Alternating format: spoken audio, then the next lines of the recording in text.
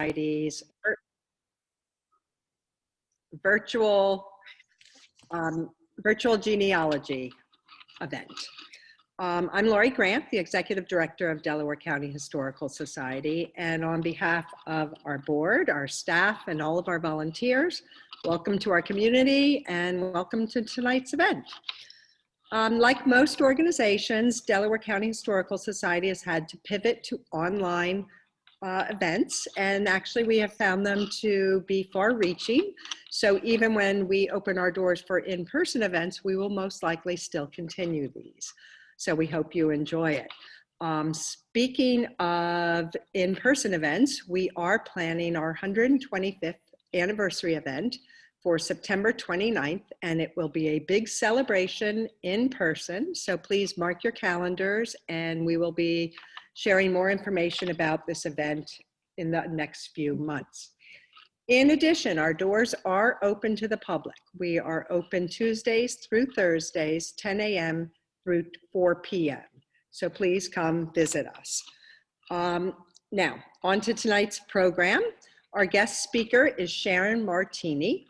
And Sharon started, like many genealogists, started her career in genealogy just from her own personal interest in learning about her family's ancestry. She was actually first trained as an analytical chemistry. Now, Sharon says that genealogical research and scientific research use many of the same skills. I'm not quite sure about that, but that said, she did go on to get formal training and professional certifications in genealogy. So sit back and enjoy the presentation, and please hold your questions and/or comments until the end, and we will unmute you to ask your questions, and we will be taking comments and questions off the chat. So enjoy. Sharon. Okay, let me share my screen. One second.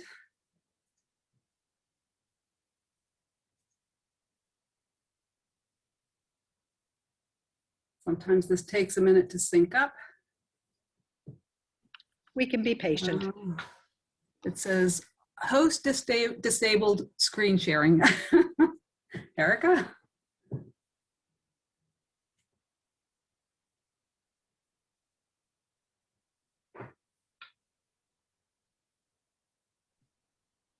Thank you everyone for patience with a few technical glitches. You should be able to share your screen now. Okay.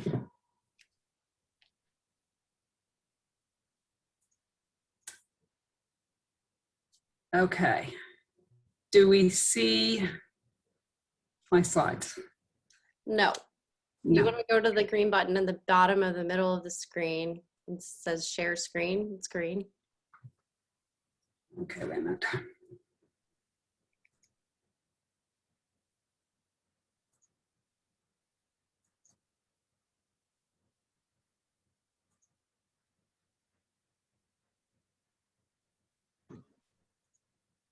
There we go. Okay. All right. Now let me project. Sorry, we didn't rehearse this part of it. Just okay. Of course the thing. Okay. Laurie, I love your background. You're on mute. But I should say our background is in the research library at Delaware County Historical Society, and it's a wow when you walk in. Not only is it informative, but it's stunning architecturally. Great, we can see everything now. Okay, so you're just seeing the one slide, right? You're not seeing my notes, right? Right. We are seeing your notes. Oh boy. How do I do this? Oh boy.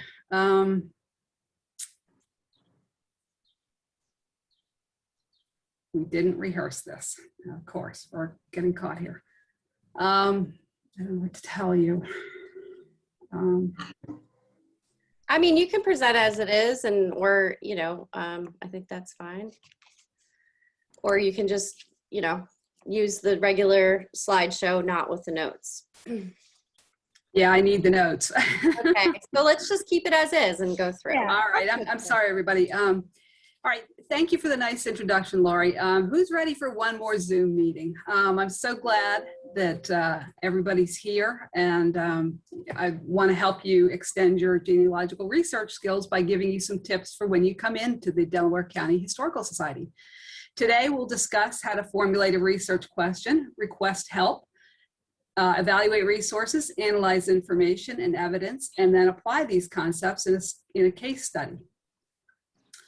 Just a couple of housekeeping items. As I present, I'll ask you to put your questions in the chat box and I'll answer all of them at the end. If your question is on a specific slide, please note the slide number with your question. I cannot answer questions about specific people at this point, but I'd like to focus on using the resources on site and applying the research concepts that I give you here. Stick around till the end. We have a nice door prize, but you have to be present to win. So you've literally done all your homework, exhausting all of the mainstream genealogical databases online. Where are you stuck? What else do you want to know? What goals do you have in mind? Do you want to join a lineage society? Are you creating a family history to publish? Are you having a family reunion? This is where the Delaware County Historical Society can help.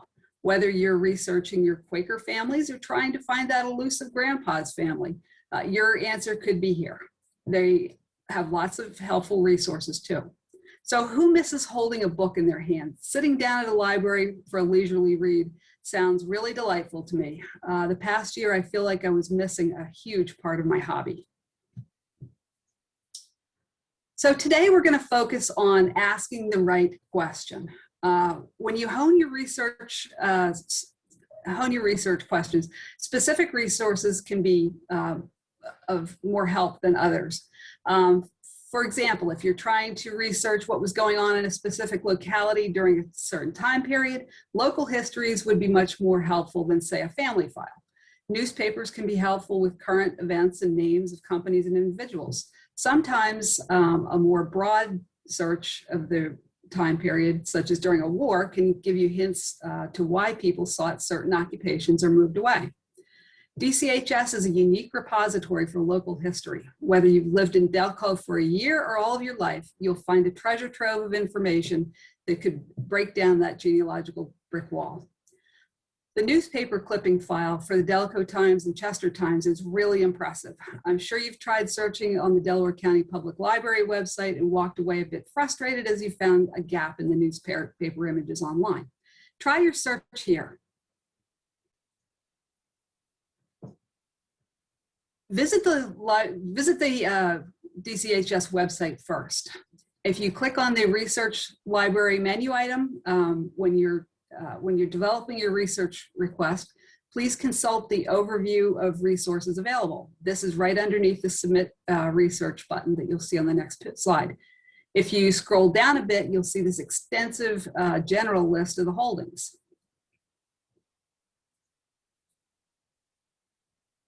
So requesting research.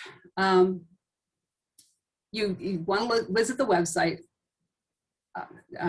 click the Research Library menu button, complete the online form, and develop a specific research question.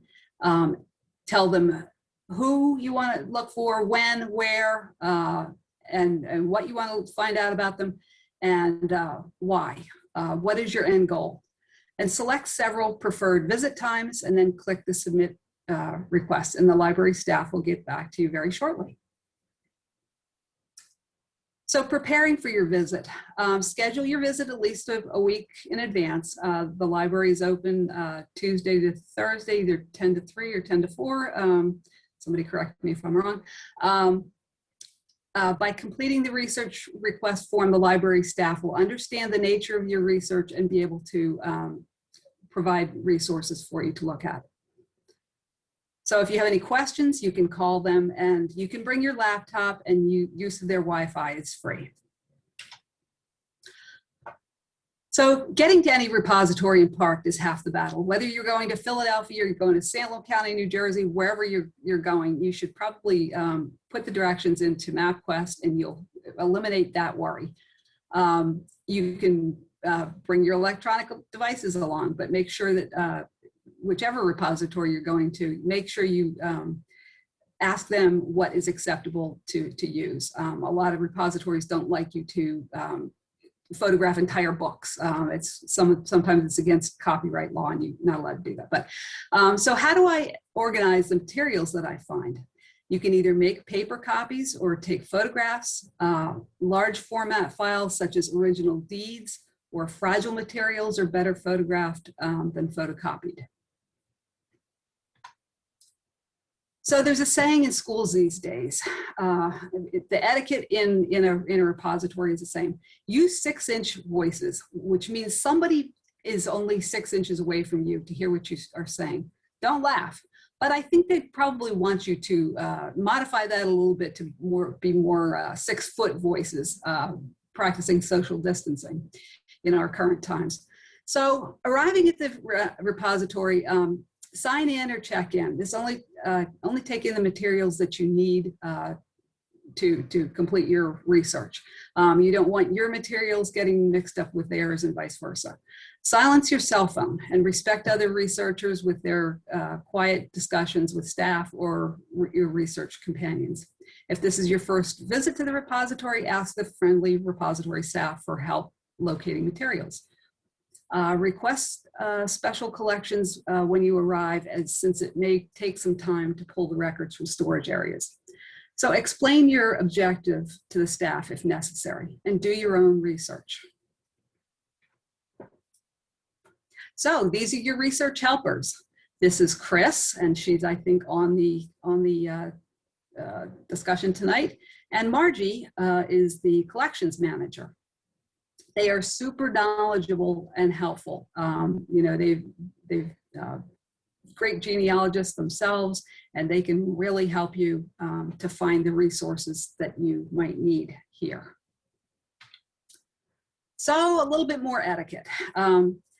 Ask the research staff if you should be wearing gloves to handle antiquated materials. I was absolutely super surprised to find an absolutely original deed from a family that I was looking for from 1793. And I didn't even want to breathe on the thing rather than touch it.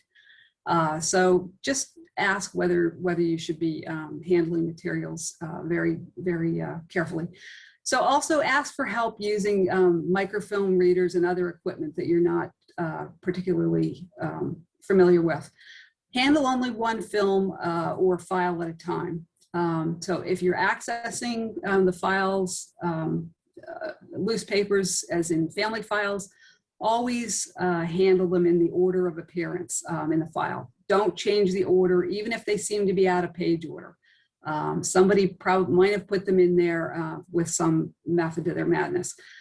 Don't remove anything from the file. Make your own copies, even if there seems to be more than one copy in the file. Do no harm. Handle the materials with care and respect, as they may be the only known records available ever anywhere. Consider the future generations who might be looking for the same information. And respect and obey reshelving policies, as someone else could be waiting for the same materials.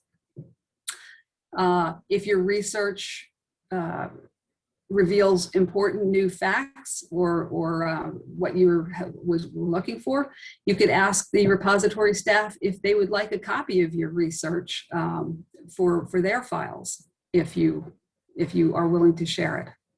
This may help someone down the road 25, 50 years. So genealogy basics. How many of you are completely new to genealogy? Just a thumbs up, thumbs down, whatever. If you use PC or cloud-based software for your research, what types of programs do you use? You can type in what your favorite family tree software is into the chat if you like. And so how many of us have our Aunt Millie's research from back in the 1940s? Her research is all done, right? And it's all complete and correct, right? So we always begin with the known facts. Check and recheck and document. Cite your sources. Create a paper trail and backup electronic files. Get yourself organized and formulate one question at a time to stay focused. So genealogical methods. We always kind of start with the last known fact about a person. And a lot of the time when we're researching deceased relatives, that is when did the person die? And we work backward in time. So what do you want to know about this person? Who does this question involve? When did they die? Where did they live? And do you know any other background information, such as a religious affiliation or what their occupation was? Do I trust my information, or are the sources credible? Is there conflicting information, such as different dates, places, or name variants? Could there be more than one person of the same age and similar age and locality? Make a plan to organize your existing research and plan to visit DCHS considering their holdings.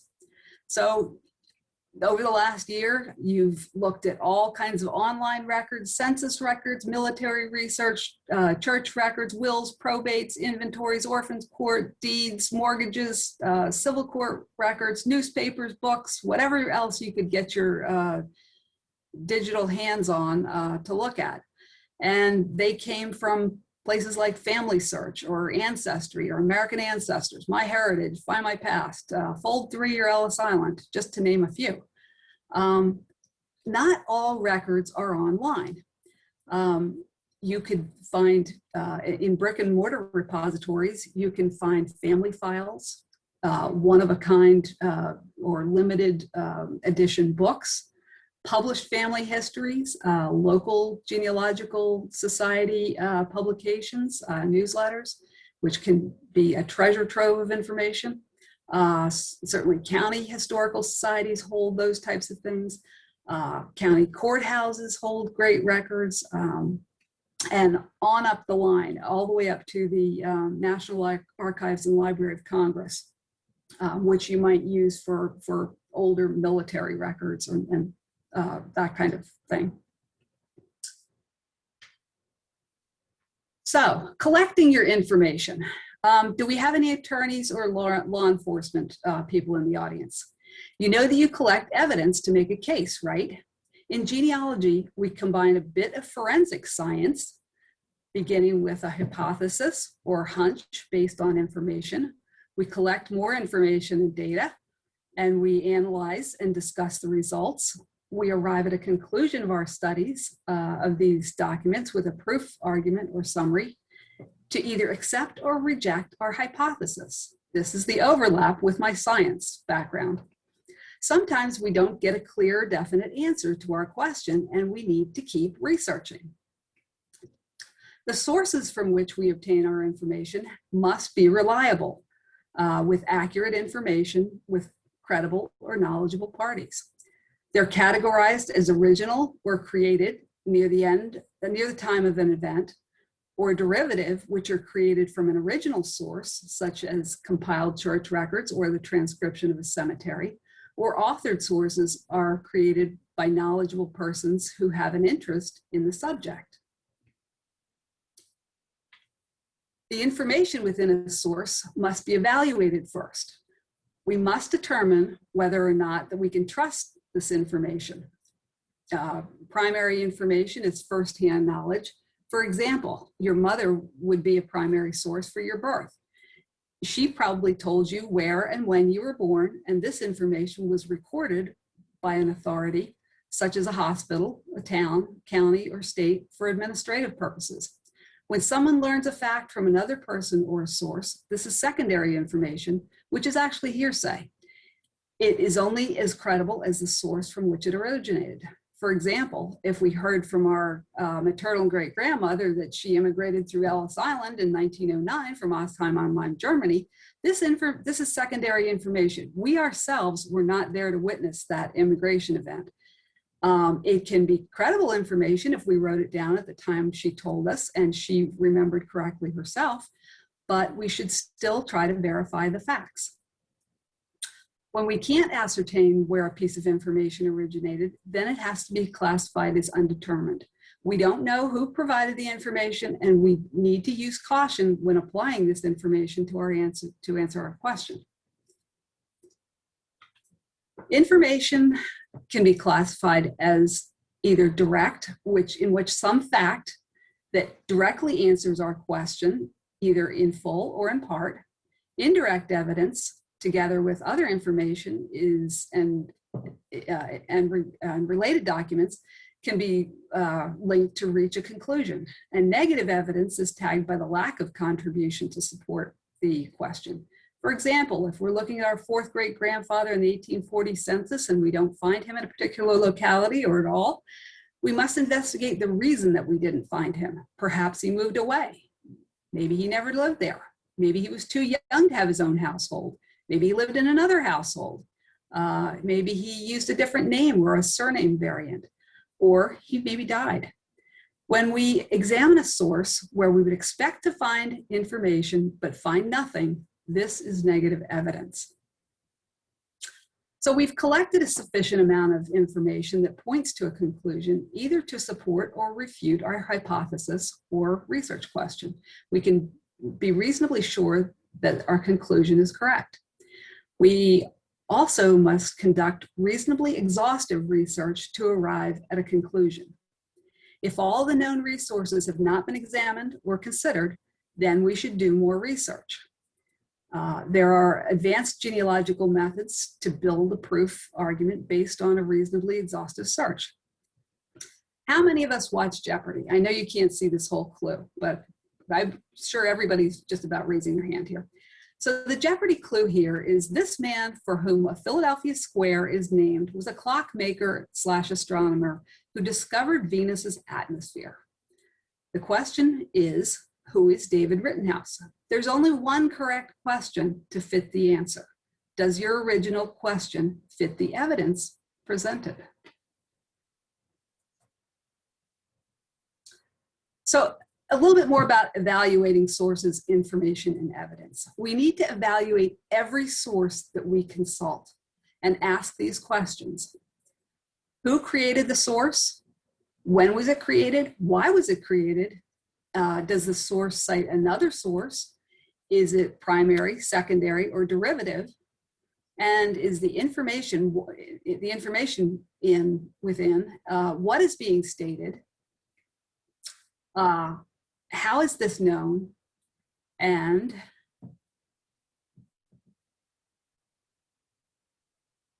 how is this known? And is there a primary source cited? My slide's a little behind. For example, this compilation of early church records of Delaware County is a derivative source since it was copied from original church records. Sometimes we can find the original images online or elsewhere, and we should do that if we suspect an error. Anytime records are transcribed or translated, errors are likely and should be expected. For these church books, local historians sat down with the original church records and compiled them into a very easily searchable volume with an index. These volumes were published slightly before the original records came online via Ancestry. The problem with published derivative sources is that if an error was published, it will stand until another edition is published, if ever. So the error may be propagated. So you need to be careful with derivative sources. So when does information become evidence? If the source is credible and verifiable, can this piece of information be validated and applied to answer the genealogical question? Does this information answer my question indirectly or partially? Was no information found where it was expected to be found? Does the information suggest that there's some other explanation? Is there a conflict with any other information? And perhaps maybe that could be a birth date that varies between a birth certificate and a death certificate. Which do you trust? Personally, I would go with the birth certificate since it was created much closer to the time that the actual event happened. And did we conduct a reasonably exhaustive search of extant records? I can't stress this enough, because just when you think you found everything, you find something else. So you always have to make sure that you covered, all of the bases. So building a proof based on evidence. We collect information and build a collection of information. Some may be applicable to our question and some not. We cannot just cherry pick and ignore information that doesn't fit or calls other information into question. We must resolve all of the conflicts. Why is that information contradictory? Who provided it? For what purpose? Was the informant in a position to have firsthand information? And we prove our hypothesis by amassing a body of evidence to support the answer to our question. And we present rational arguments either before or against it, and we either accept or reject our hypothesis. Coming from the scientist talking here again. So I know the last slides were a bit much to grasp, but if you apply this evidence classification, it will help your research in arriving at the correct conclusion. As we collect evidence, we may have many pieces of a puzzle or multiple puzzles. The facts must fit with respect to time frame and place.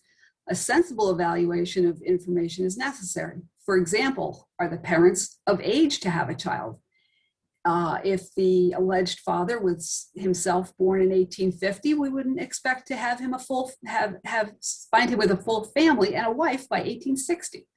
Likewise, we wouldn't expect to find a 70-year-old woman to be the mother of a 5-year-old living in her household, even though the surname of the woman and the child is the same. The woman could be the grandmother or even the great-grandmother of a child. I'm talking about census records here. Also, be sure that the children were not born before their parents. I see this time and time again in many online family trees. So I don't trust online family trees particularly too much. So the bottom line is, life is like a puzzle. Don't waste time trying to put people where they don't fit. So as you discover information, make copies or take digital photographs and organize them with respect to the question under consideration. Who does this apply to? Where did I get this information? Which leads me to my next topic.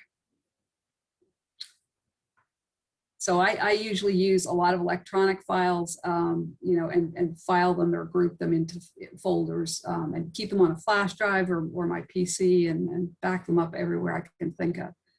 So, citation style. So remember the note cards that you used for your 8th grade history project and term paper? Well, the footnotes are back to haunt you. Never thought you'd use them in real life unless you're a journalist or a scientist, did you? In genealogy, we use them all the time, and you should too, because your research sources should be rediscoverable. There's a book for that. I truly wish that I could say that there's an app for that, but I'm sure that's coming to a smartphone near you, though. So many family tree software packages also include referencing and source templates, and you just need to fill in the information. And some even create the source for you when you accept the information from a particular person.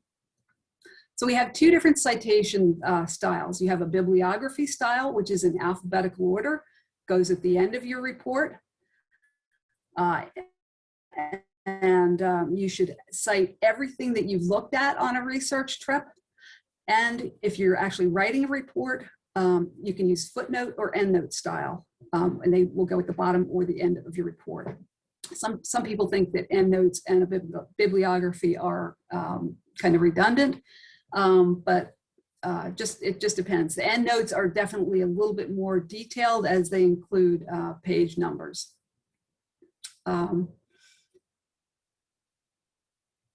And this is the book that tells you how to do all that. If you remember doing the research paper in school, you probably dreaded the citation process. If you're a researcher, such as a scientist or journalist, you might be familiar with EndNote or Zotero or similar software that formats your bibliography to whichever style you want, APA, MLA, Chicago style.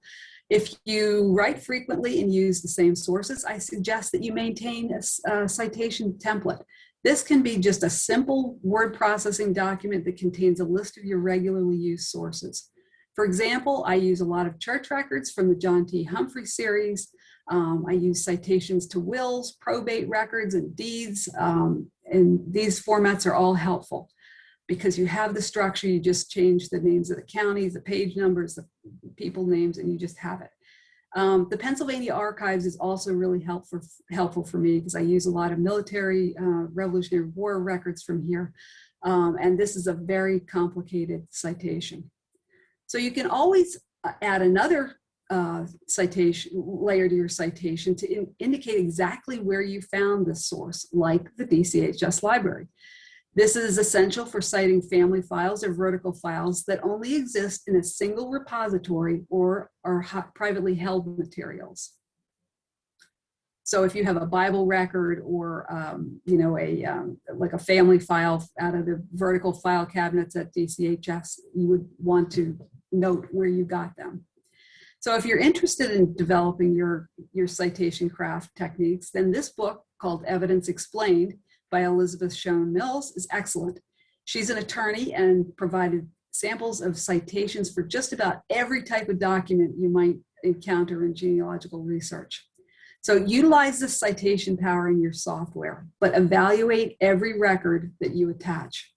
So now you know how to formulate a research question, find sources in a repository and cite them, evaluate the evidence, and draw a conclusion. Let's take a real case into consideration.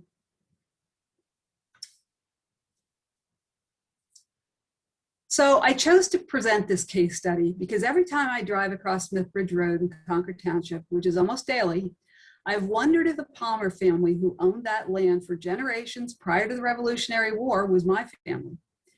And that were those Palmers directly related to either the Palmer families who arrived with William Penn's Society of Friends. I'd like to be able to join the Welcome Society of Pennsylvania, but I haven't been able to find evidence linking my family to any Palmers prior to 1777. So I need to find the connection between my known Palmer relative and those who arrived with William Penn. That's my long-term goal and my immediate research question. So this is the kind of thing that you will put into your research request, letting the staff know what you want to research. So I know this information that this Palmer family came because of this work by George McCracken. It's called The Welcome Claimants, and he's an accepted authority on the passengers who arrived on the set of William Penn's ships. This was published in 1970, so a lot has been added since then. But only 23 ships crossed the Atlantic within about 9 months. 2 Palmer families arrived on 2 different ships, but only one of the 3 sons of the first Palmer family, Thomas, has an extended and proven lineage to a member of the Welcome Society. I can always prove new lines with copious documentation and prove a new lineage. But right now I'm stuck. I need to try a different tack to move my research forward. We're going to try a top-down approach, starting with a clue that I have from prior research, and I hope to link this clue to new information, which would become evidence. Everybody has rabbit holes. We here in Concord Township have groundhog holes along Smithbridge Road. So let's dive down the Palmer family groundhog hole. So first, how do I even know I'm related to a Palmer family? Many years of research stalled at a couple who settled in Lycoming County in the 1810s. According to deeds, Jonathan Reeder and his wife Sarah Palmer lived there until 1850. We know that Jonathan Reeder was from Bucks County, but we haven't been able to find information on his wife or her family other than the that her given name and maiden name was written in the family Bible. We have some hints on who her father could be, since they named one of their sons Lewis Palmer Reeder. So a few things here. Census records are not going to be much help here, since they only name the heads of the household, which were listed prior to the 1850 census. And the census records between 1850 and 1870 name all of the members of the household, but do not provide exact relationships. So we need to be careful when we evaluate a census record for the relationships. When we're completely stuck, we try this top-down approach and hope that we find this connection. So I've given you a lot of other things that I know here about this family. The husband was born right about the same time, and he died right during the 1850 census. They had this son, Lewis Palmer Reeder, born in 1801. And I have searched all kinds of Bucks County records, including wills, deeds, probate records, all kinds of things, and yielded no Palmers, naming a daughter named Sarah, who was the wife of Jonathan Reeder. So here are the databases that I've searched. I just briefly mentioned those. And I've been working on this for years. So I've made some personal observations of this area. We're talking about, Concord Township now. And I know this Palmer family were members of the Society of Friends, lived in Concord Township prior to 1790, based on religious and census records. This Lewis Palmer lived in Chester and Ridley Township in 1790 and 1800. Where can I obtain more information to address my research question? So, and also, as you can see here, I still handwrite a lot of my notes, especially when I'm working on many generations of a large family. It helps me to see the relationships really quickly. These notes are from the Palmer probate records from Delaware and Bucks County. I've made an abstract for each will. So let's give this a try. So where do I begin? I read some stuff online and looked at other family trees, but do I trust that information? It's really just information by definition presently, right? We talked about when information becomes evidence. Let's request some research help before we visit DCHS. So DCHS is likely to have what we need.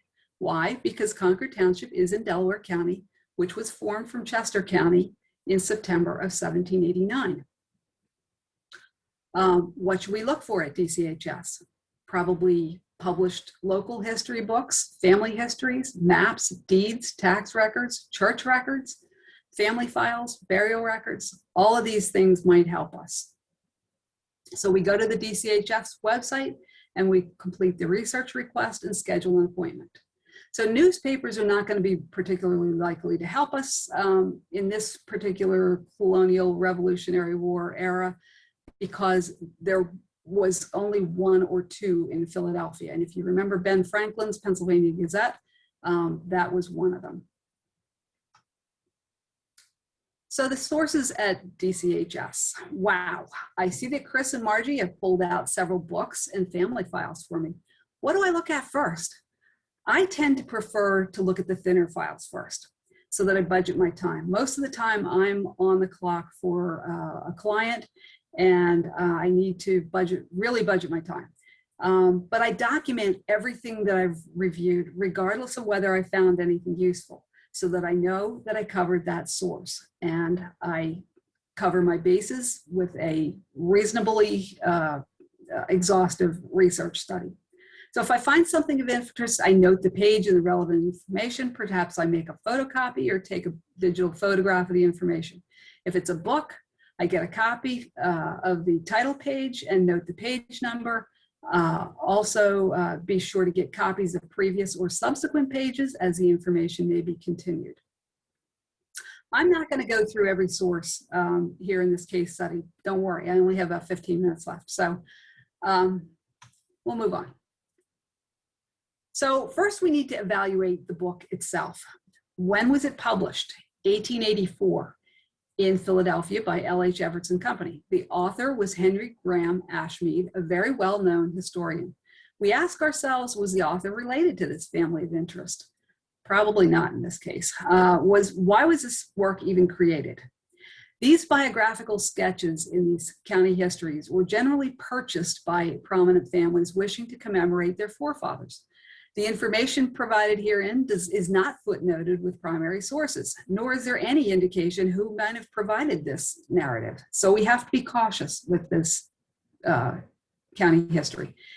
In the index to the biographical sketches section, we find a Charles and a Lewis Palmer in Concord Township. Let's concentrate on the elder Charles at this point, since he's probably closer to our target subject, John Palmer, who may have arrived with William Penn's delegation from Great Britain. Let's take a few facts and see if we can find a primary source to corroborate the statements about this family. So we have information overload. Again, I am not going to go through every fact as I don't have time. The first sentence of Charles Palmer's sketch says that John Palmer purchased land in 1688. So that's a good start, since they somehow know that their family has been here since the 1680s. But immediately recalling the publication date of this book, nobody alive in 1884 was alive in 1688 to report this information firsthand. So this piece of information regarding land purchase is secondary or even undetermined in this source. The family may have the original deeds around from 1688, but we don't know where they might be, most likely recorded in Chester County, since Delaware County was not formed until 1789. Like I said, I'm not going to go through every statement here, but each statement that you expect to apply needs to be evaluated and verified with another source if possible, if you want to apply it to your proof summary. So I've also given you my footnote style citation, and I'm really sorry that you can't see that. So validating the information. What I really wanted to read was about this Lewis Palmer, because I know that there was a Lewis Palmer reader in my family. But after reading the first sentence, he's much too young to be the father of my Sarah Palmer, who was born in 1777. But the note, note the difference between the verb tense of this Lewis Palmer sketch versus the Charles Palmer sketch. Lewis Palmer's sketch is in the present tense, indicating that he's probably still alive at the time that the work was published in 1884. There's a wonderful 1849 map on the wall at DCHS showing the landowners and their properties, and we find 3 Palmer properties, all located along Smith Ridge Road in Concord Township or on Concord Road. And we haven't ascertained which property was the original land patent yet though. This passage shows some promise of information, and there's a man with a given name Lewis in the family, and maybe there were earlier Lewis Palmers. We know that this Lewis Palmer was interested in genealogy and history, so we will consult the authored Palmer histories. Remember the 5 Palmer histories that Margie and Chris pulled out for me? But before we go to the Palmer histories, we need to do more homework. So this is when you get home again.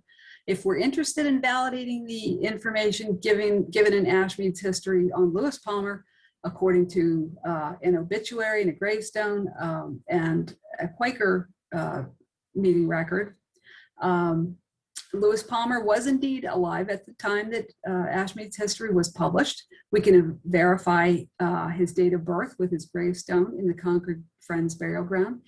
Even though the date of birth on the stone and in the sketch is not primary information, there are no conflicts. The obituary from the Wilmington Morning News also provides the same information.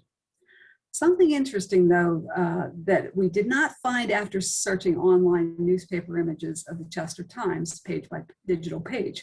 Why didn't his obituary or even a death notice appear in the Chester Times in 1917? Looking closer, the odd number pages are missing from the online images for the probable date that the obituary could have run in the paper. But failure to find the information in an incomplete source is not negative evidence. If we know a possible reason that we didn't find it, such as the pages were obviously missing, we just need to do more research to find the odd numbered pages. Perhaps the microfilms or clippings at DCHS have all of the images. We can go to the DCHS resources page to see the holdings for the Chester County Times. So let's schedule another research appointment at DCHS to look at the microfilm if we need to verify. If this man was my target subject, I would definitely spend more time with this verification. So what about the Lewis Palmer that we've mentioned, who lived in Chester and Ridley Township in 1790 and 1800, respectively? Could we find anything on him? So we turn back to another earlier historical county work, Dr. George Smith's County of Delaware, History of Delaware County. We consulted for more Palmers. Again, we evaluate the sources as we did before.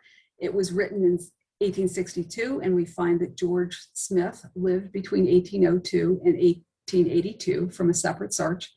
Only 3 references were found. The first to the Palmers of Concord Township, and Anthony Palmer, who was a sea captain, having spent time in Barbados on his voyage from Great Britain in the 1740s, and for whom Palmer Park and Cemetery in Fishtown, Kensington is commemorated, and a John and Mary Palmer, who was baptized in Ridley Creek in 1697. The last couple is of interest, since again, we're in the very late 1690s. Recalling from the historian Lewis Palmer's research and biographical sketch, his families were members of the Society of Friends, but these baptized Palmers had become associated with the Brethren. This is a promising lead too. If we could find this ancient manuscript that's referenced in Smith's history, which was in the possession of Robert Frame Esquire in Birmingham as of 1862, perhaps we can find other baptisms recorded on subsequent pages, but these would probably be for adults. There's still probably 2 to 3 generations between this John Palmer and his wife Mary, who were baptized in Ridley Creek, and the Lewis Palmer, who was an adult by 1790. No evidence of the target Lewis was found in this source. We could look at the DCHS card catalog for references to Robert Frame of Birmingham Township if we have time left in our visit. And again, we create a citation to this work, noting the special citation where this information was found, because it's a footnote in this book, and we should kind of sub-footnote that in our footnote. So you can see what just could have happened here. We nearly lost our focus on the research question and subject, veering off onto a Robert Frame tangent. Let's make a note that we need to do more research on him later. Now let's turn our attention to the Palmer family histories. Both were written by our subject, Lewis Palmer, who was born in 1837. The first edition was published in 1875, and the new edition was published in 1910. We evaluate this work the same way we did for Ashmead's history.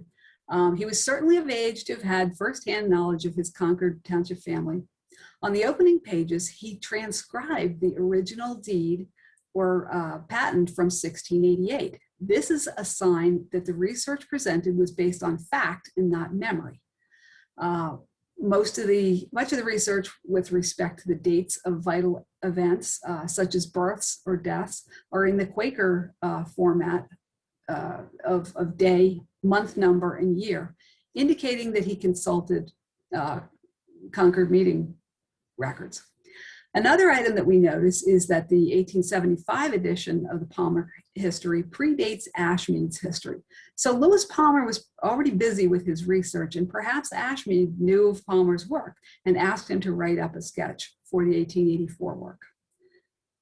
So consulting the index at the end of the book, the names are arranged by generation. We find only one Sarah Palmer in the 5th generation. Alas, she was born in 1789 and died in 1805, so this is not my Sarah. One other Sarah fitting the age for my Sarah was noted in this book, and no other Sarah was noted in this book. There are no readers either listed in the index. Only one other reference to a Lewis Palmer, who was born in 1801 and died in 1825, was noted by the author. So this other Lewis is not the father of my Sarah either. So you can see we've thoroughly evaluated and explored just a few of the resources here at DCHS. This case study is not so much about the outcome and conclusion, but it's a guide for discovering more clues and information to help with our research.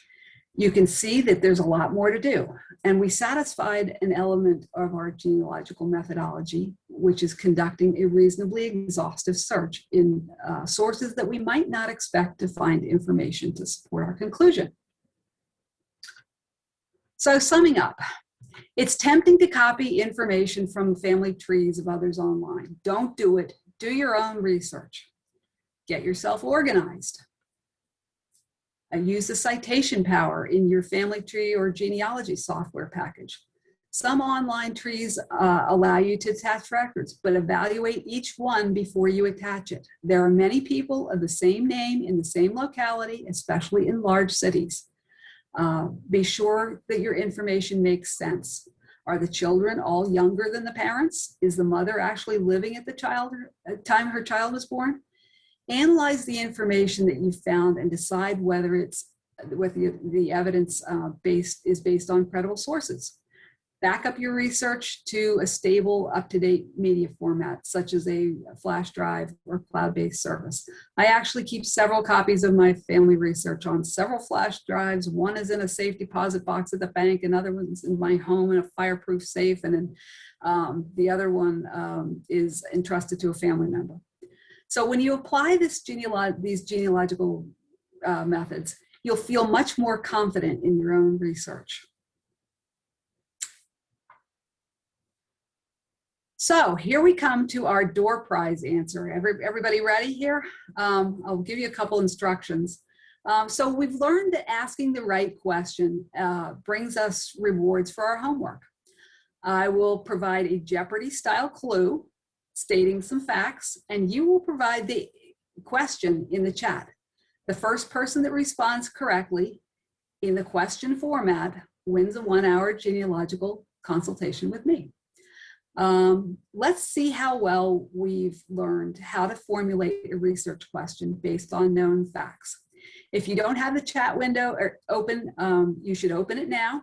The Zoom controls at the bottom of the screen. The chat balloon is in the green box, and then type on your own screen where the green arrow is and hit enter to record your question.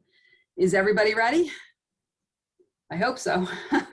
Perhaps, Sharon, we should take your slides off because the answers are on there. Oh shoot. Oh no. So let's just take those down. Oh.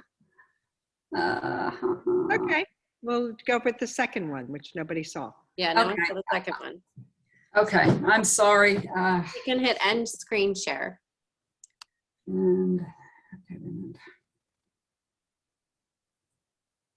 Okay, let me read you my second question. All right.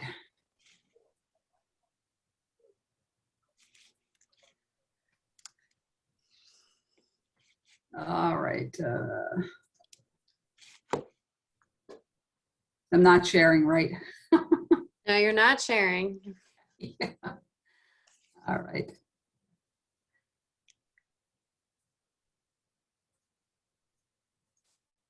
Okay, here's the alternate question.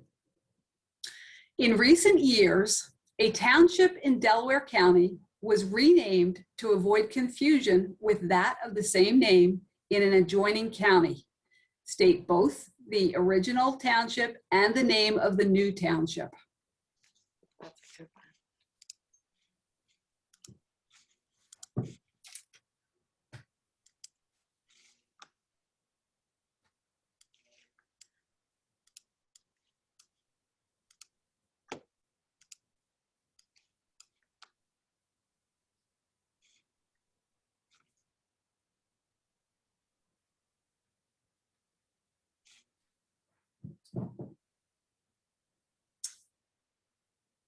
We have,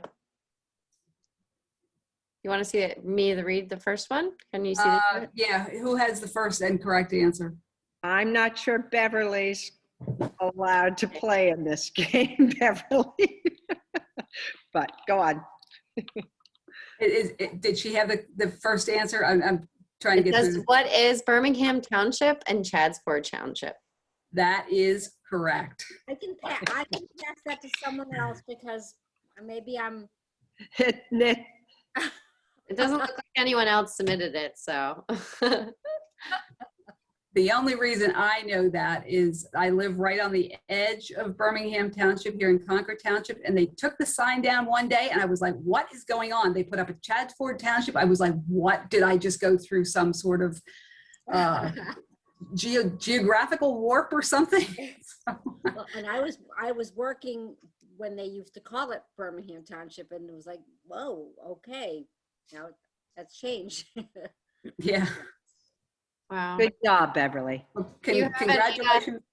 Do you have any other quick questions that aren't for a prize that, you know, you'd want to ask? Oh, that was That that's was a good bad. one? Okay. I can't think of any. Let's go on. I might come up with something really quickly. Okay. Well, I just wanted to add, thank you so much, Sharon. We have been updating our research resources on the web. I'm excited to mention that we do have indexes up as well, so you have better access to see what we actually have here. The best way to find the resources and to really dig in is to come visit us and to do the research here. It is hard for us to, because we're a volunteer operated nonprofit, to take on a full research project. I'm sure Laurie and Chris can add on a little bit more there. But yeah, we'd love to have you here, and we have so many resources that can't be found anywhere else. So thank you. Laurie, go ahead. Yeah, thank you, Sharon. Great job, and thank you, Erica. Chris, I see you here. Chris is one of our researchers along with Margie and other volunteers. I think what Sharon, the bottom line is that you can do a lot of your ancestry online, but when you get stuck, often your local repository is the place to go. And Delaware County Historical Society is Delaware County's local repository. We are here, we are open, we are here to serve the community, and we are a nonprofit, so we do ask that you become a member for the price of $30, and that allows for unlimited membership and unlimited access to our research materials, as well as our museum gallery and our children's education center. This was just this was our first attempt to highlight our genealogy, our research library. We will be doing more of these, and soon we will do some in-person with a small group and provide specific genealogy support for your family ancestry searches. So we hope you enjoyed tonight. Please. Sorry about the glitches. They always seem to happen even when the most prepared. But please think of Delaware County Historical Society when you are doing either research on Delaware County or research on your family. And we are here to help you. So thank you, and thank you so much, Sharon. Beverly, you receive 1 hour of Sharon's professional services, one-on-one. So we will get in touch with you, and you two can schedule that. But thank you. Do you want me to try to take a couple of these questions here? Sure. Okay. Anne writes, she needs assistance acquiring a delayed birth certificate for her grandfather, who was born in 1902. And the Delaware County Register of Wills tells her that she needs an attorney and a court order to have a birth certificate, delayed birth certificate created. And there are something in Delaware County called the birth registers, which generally started in 1893 and go all the way out to about 1905. It's really worth a shot on trying to find his birth recorded in there. I'm not sure what you want to do with this delayed birth certificate. But I would absolutely try that. And you can find those at the Delaware County Archives on the Fair Acres campus in Lima. So if you call up there and ask them to see the birth registers, they can help you. So that would be a record created by the county. Let me see if there's any other ones here.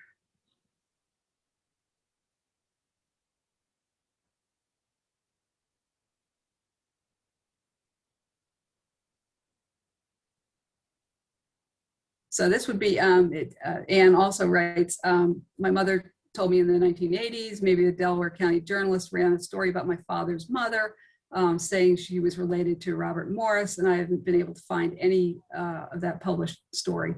I would say Robert Morris was probably, you know, if you're talking about the Robert Morris, the Revolutionary wartime man, try the DAR databases. You might find an entire lineage there. And also definitely try the older records, older newspaper holdings at DCHS. You might find this on microfilm. And I think you could look in the card catalog. They might have some of the names indexed for Robert Morris, and you might find Robert Morris, a treasure trove of Robert Morris information there. So I think that is all the questions. No, I have a question. One more? Okay. It's 7 o'clock. I posted it. I Yeah, think. it's, go and read it. It's my relative is buried in Immaculate Heart Cemetery in Linwood, PA. This is per the death certificate. They cannot find her in the cemetery. What do I do? They told me they inherited the cemetery from Philadelphia Diocese. Okay. Generally, when you can't find a headstone, possibly the family never bought one. But it should be Well, no, it's not that they didn't. I'm sorry to interrupt you. It's not that they can't find the cemetery. They said that they don't have any records of the cemetery. They have some records, but not all the records. The diocese? No, the people who are took over the cemetery. Yeah, I would try the Philadelphia Diocese. There is a cemetery. I did. Oh, you did? You did? Yes. I'm not sure what else to tell you then. What is it that you need to know? Just that she's definitely buried there, or where you want to find her grave? Well, or yes. And per the death certificate, she is buried there. There's this plot and everything it states. Okay. Yeah, I don't know, you know, I'm not sure how you would go about finding it. Did you look at findagrave.com to see if? Yes. Okay, you looked at that. Did you look at something called Billion Graves? That is a GPS Yeah. grave look. Okay, you looked at that. If it's not on those I've two, exhausted all. I just don't understand how they can just lose somebody's, you know what I mean? Where Can I somebody mention is. something? I was Yeah. going to mention that we have Immaculate Heart Cemetery records in at DCHS, and could there be a transcription error somewhere Yeah, along the line? you're right. Yes. So if we have some of the original, which also could be transcription errors too, but might be able to look at the two and see how they compare. Okay. So do I get a hold of one of you? I'm a member. Oh yeah, come on down Tuesday, Oh, Wednesday, Thursday. But I live in I live in New York. Oh, okay. Well, send me, do that. My grandmother was born in Chester, and that's why I joined to trace everybody. So Right. thank you. Just I know go it does up it is confusing, and it can be many little right turns and left turns. So, but you could fill out the research form on our website. Okay. And do it that way. Thank you very much. You're welcome. Any other Okay. questions? Okay, thank you, everybody. Sharon, I learned a lot, and I hope everybody else also found this informative. And stay tuned for our next genealogy program. Thank you. Thank you. Thanks. Bye, everybody. Thanks for coming. Bye-bye. Thank you. Hope to see you soon.